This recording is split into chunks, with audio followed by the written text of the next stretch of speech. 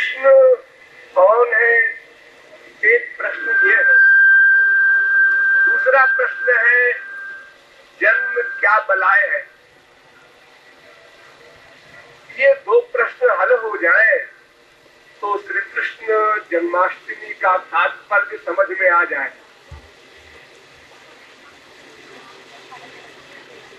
अच्छा चलो पहले पहला प्रश्न हल करते हैं। श्री कृष्ण कौन है? उनकी ये जन्माष्टमी हम लोग क्यों मना रहे हैं? क्या तात्पर्य है?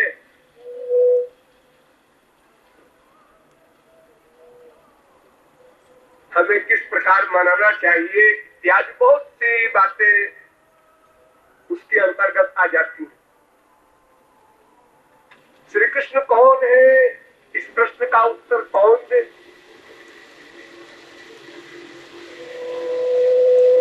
अगर कोई साधारण व्यक्ति देता है तो गलत। अगर कोई महापुरुष देता है तो वो भी गलत।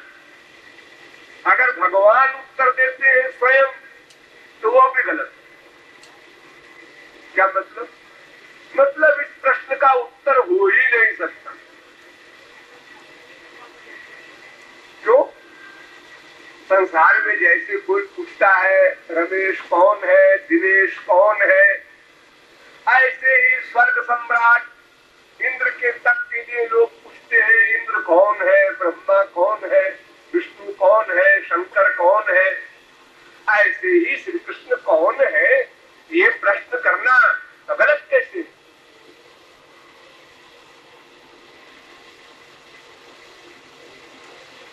इसलिए गलत है कि उत्तर समझने की योग्यता नहीं है। अरे किसी में तो होगी। अगर हम जितने यहाँ बैठे हैं ये लोग नहीं समझ सकते श्री कृष्ण कौन है, तो और बड़े बड़े जो महापुरुष हुए हैं हमारे इतिहास में वे तो समझते होंगे श्री कृष्ण कौन है ना? वो भी नहीं समझते। ना यूयं यदृतां गतिं विदुर् न वामदेवा किमुता परेशुराः। न ब्रह्मा समझते, न विष्णु समझते, न शंकर समझते। नर पामर करके तकबाता मनुष्य क्या समझेगा? बेचारा। ये तो बेचारा है। इसकी तो 4 अंगुल की खोपड़ी है, अनंत अंगुल की खोपड़ी वाले भी नहीं समझ सके तो मनुष्य क्या समझेगा जो अपने आप को नहीं समझ सका अभी तक। अनंत जन्म बीत गए, अभी तक हम लोगों ने अपने आप को भी नहीं समझा। और जो अपने आप को नहीं जानता, नहीं समझता, नहीं पहचानता, हम लोग उसको आगरे के मेंटल हॉस्पिटल में दाखिल कर देते हैं। इसी प्रकार ये 84 लाख जोड़ियों का भगवान का मेंटल हॉस्पिटल है। इसमें हम लोग घूम रहे हैं। और अगर हमसे कोई कहता है कि आप जरा क्रैक है तो चट हम पूरे क्रैक हो जाते हैं। क्रोध में क्रोध आया ना तो क्रोध आने का मतलब पागलपन। इतना कहते ही कि आप जरा स्क्रू ढीला है आपका, इतना कहते ही ढीला हो जाता है चारों स्क्रू। यानी साधारण पागल नहीं है हम लोग, प्रख्यात।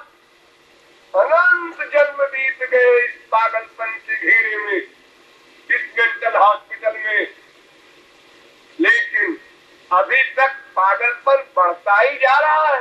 बड़े बड़े डॉक्टर आए, स्वयं भगवान के अवतार बन करके रामकृष्ण वगैरह आए, बड़े बड़े महापुरुष आए, संत महात्मा आए हमारे सुधार के लिए इस हॉस्पिटल में। बेचारे बिना वजह आए हम पागलों के बीच में, लेकिन हमने भी उनकी खूब बदिया बनाई, उनको वो गालियां सुनाई, वो निंदाएं की, और वो दुर्दशा की उनकी कि शायद वो कान पकड़ते हो कि अब हम इस विश्व में नहीं आएंगे।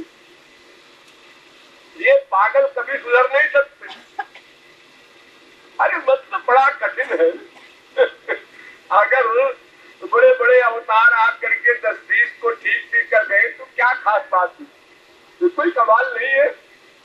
राम एक तापस्ती तारी, 11,000 वर्ष भगवान राम हमारे इसी भारत वर्ष में रहे और एक तपस्वी की श्रीमती का उद्धार किया, केवल एक, गौतम की स्त्री, और उसमें भी कृपालु को डाउट कर, क्योंकि वो अपने पति के लोक को गई थी। अगर उसका पति भगवान के लोक में रहा होगा तो ठीक है, मान लेते हैं उसका उद्धार हो गया। अगर उसका पति भगवान के लोक में नहीं गया तो वो जहां जाएगा वही स्त्री भी जाएगी। तो क्यों जी 11,000 वर्ष में अगर एक सुप्रीम पावर एक व्यक्ति का उद्धार करता है तो ये ना के बराबर है। ऐसे पागल है तो। हाँ, लेकिन ये शब्द सुनने को तैयार नहीं कोई। हाँ, तो अगर तुम मेंटल हॉस्पिटल जाकर के किसी पागल से कहो तुम पागल हो तो हंसेगा कि तुम पागल हो। मैं तो बिल्कुल ठीक हूँ। ठीक यही हालत हम लोगों की। भागे जा रहे हैं संसार में स्त्री पुत्र पति प्रतिष्ठा धन के लिए, पागल होकर, दीवाने होकर। 1 लाख हुआ, अब 2 लाख हो, अब 1 करोड़ हुआ, अब 2 करोड़ हो। होश नहीं है हम कौन है, हम इस संसार में मानव देह पाकर क्या करने आए हैं, क्या हमारा एम है, उद्देश्य है, कुछ पता नहीं। क्या करेगी, टाइम नहीं मिलता है समझने का कि हम हैं कौन, हमें प्राप्त क्या करना है और वो कैसे प्राप्त होगा, ये समझने का भी समय नहीं है। करने की बात छोड़ो, बहुत बिजी है हम तो। आपको पता नहीं, हम प्राइम मिनिस्टर हैं, प्रेसिडेंट है, हमारा पति है, हमारे 50 कारखाने हैं, 4 ओर काम ही काम है, फुर्सत नहीं है। ऐसे पागल। तो ये संसार भगवान का बनाया हुआ विचित्र पागल खाना है। इसमें अनेक प्रकार के जीव हैं, अनेक प्रकार के दंड विधान हैं। ये बेचारे क्या समझेंगे जो इस पागल खाने से अच्छे होकर, या इस पागल खाने के पागलों के जो इलाज करने वाले डॉक्टर हैं वो भी नहीं जानते।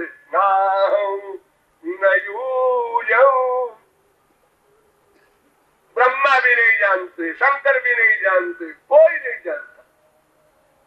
तो फिर ये प्रश्न करना ही गलत है। श्री कृष्ण कहोगे जब ब्रह्मा विष्णु शंकर नहीं जानते तो और कौन जानेगा।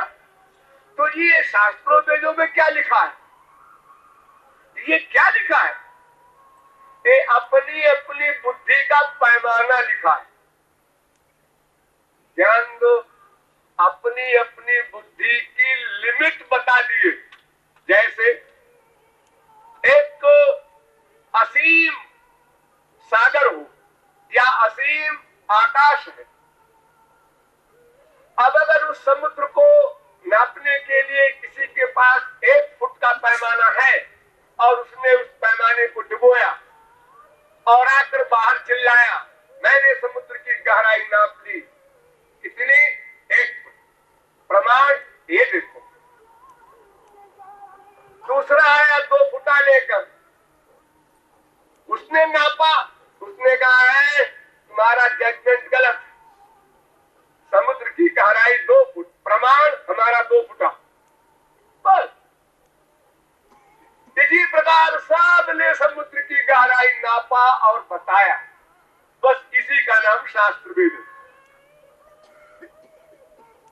धनमायया मोहित बुद्धयस्त्विदं विनिर्मितो चात्मसमं प्रचक्षमहे। आत्मसमम, अपनी नॉलेज, अपना ज्ञान, अपनी बुद्धि का जो पैमाना है, बस वहां तक वो गया और उसने कहा इसके आगे मैं नहीं जानता। अरे स्वयं वेद को लो,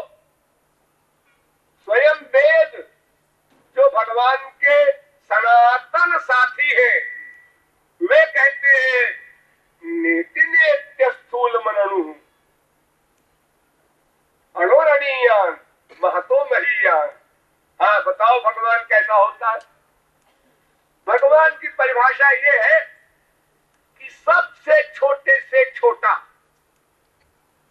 सबसे छोटा जो कोई आप समझ सकते हो उससे छोटा है भगवान, और सबसे बड़े से बड़ा। लेकिन वो सबसे छोटे से छोटा भी नहीं है और सबसे बड़े से बड़ा भी नहीं है। वो क्या है मैं नहीं जानता। क्या समझे आप? खाक पत्थर कुछ नहीं समझे। जब वेद कह रहा है मैं नहीं समझ सकता हूं, मैं नहीं नाप सकता हूं, जो भगवत वाणी है, यानी भगवान भी नहीं नाप सकते अपने आप को। और अगर नाप भी ले तो बता नहीं सकते। ये बताना जो है ना, ये वाणी का विषय है। ये जो हम लोग बोलते हैं काखा गागा ABCD, ये वाणी का विषय है। ये वाणी तो बड़ी छोटी सी चीज है, इससे तो संसार की ही कोई चीज नहीं बताई जा सकती।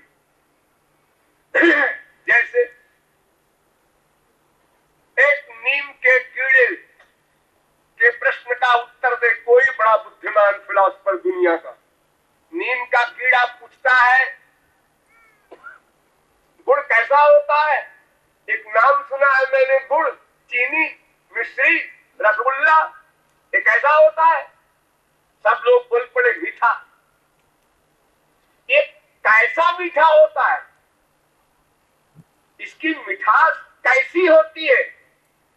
कैसी होती है? अरे तुमने कोई मीठी चीज खाई है? अरे एग्जाम्पल तो हम तब दें जब कोई मीठी चीज खाए हो। तुमने पेड़ा खाया है? नहीं। बर्फी खाया है? नहीं। कोई मिठाई खाया है? नहीं। चीनी गुड़ कुछ खाया है? नहीं। अरे दूध पिया है, दही खाया है, मक्खन खाया है, उसमें भी मिठास होती है कुछ कुछ। नहीं जी कुछ नहीं, मैं तो नीम का कीड़ा हूं। अब मुझे आप समझाइए गुड़ कैसा मीठा होता है। मैं हाथ जोड़ता हूं, आपको नहीं समझा सकता। क्यों? इसलिए कि उसकी मिठास को हम शब्दों में नहीं आए प्रकट कर सकते कि तुमको अनुभव हो जाए। हम मुंह मटकाएंगे, आंख मटकाएंगे, मीठा, अरे मीठा मीठा, बड़ा मीठा, ये सब कहने से उस बेचारे को बोझ कैसे होगा मिठास का? बोझ अलग वस्तु है। वो कैसे हो सकता है? तो उसी प्रकार जब वाणी से हम संसार की वस्तु का ही परिज्ञान, नॉलेज नहीं करा सकते। आखिर में हार कर कहते हैं भाई तो इसको रसगुल्ला खिला दो, हा? तब उसको अनुभव होता है, उसके पहले नहीं होता है। तो फिर भगवान वगैरह की बात वाणी व्यक्त कर दे। अरे वाणी तो सबसे नीचे है, उसके आगे है मन, उसके आगे है बुद्धि। इंद्रिय परार्थात् परम मना मनसस्तु परा बुद्धि बुद्धिरात्मा महत् परा महता परमव्यक्तो मद्भक्तात् पुरुषा परा पुरुषान्न परम किंचित सा काष्ठा सा परा गति। वेद कहता है इंद्रियों से परे उसका विषय, उससे परे मन, उससे परे बुद्धि, उससे परे जीव, उससे परे माया, उससे परे ब्रह्म, और ब्रह्म से भी परे श्री कृष्ण। उन्हें कहते हैं परात् पर, निरूपम निर्गुणम व्यापी क्रियाहीनम परात् परम। पर से भी परे, परब्रह्म से भी परे। तो जब वो वहां इतनी सारी सीढ़ियां हैं, अब इंद्रिय सबके नीचे, तो बेचारी वाणी क्या व्यक्त करे? कौन महापुरुष समझाएगा? किसकी हिम्मत है? सब संतों की वाणी आप लोग पढ़ते हैं, तुलसी, सूर, नानक, तुकाराम, सबकी। ये लोग क्या लिखते हैं भगवान रामकृष्ण के लिए? श्याम सुंदर काले रंग के, नहीं नहीं नहीं, नीले रंग के, नहीं नहीं नहीं, वो नील सरोरू है, नहीं नहीं नहीं, नीलमणि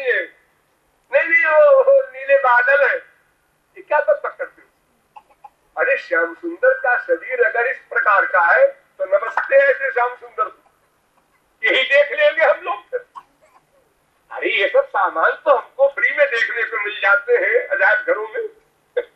इसके लिए हम करोड़ों कल्प तप करें, क्यों करें? अरे नीला कमल देख लेंगे, हाँ ऐसे ही श्याम सुंदर के शरीर का रंग होगा, ठीक है। लेकिन श्याम सुंदर के शरीर के किसी एक पार्ट के किसी एक रोए को देख लेने पर भी परमहंस अपनी निर्गुण निर्विशेष निराकार ब्रह्म की समाधि भूल जाता है। ये जो हम पढ़ते हैं वो क्या है? यही नील सरोरू है, ये नीला कमल है। उसके देखने पर तो स्त्री पति बाप बेटे को भी हम नहीं भूलते। बादलों को रोज हम देखते हैं, बड़े बादल घिरे हैं, जहां से निगाह उठाया तो नीचे कर दिया। कोई ऐसा आदमी आपको न मिला होगा कि लगातार घंटों बादलों को देखता रहे। क्या सुंदर बादल है, खाना पीना छोड़ के, स्त्री पति बाप बेटे का प्यार छोड़ के, ऑफिस वगैरह नौकरी वगैरह और दुकानदारी का सब वर्क छोड़ के, अच्छा तो कोई नहीं। तो ये क्या है? ये जोकरी कहते हैं, यानी महापुरुष लोग जोकरी कर रहे हैं।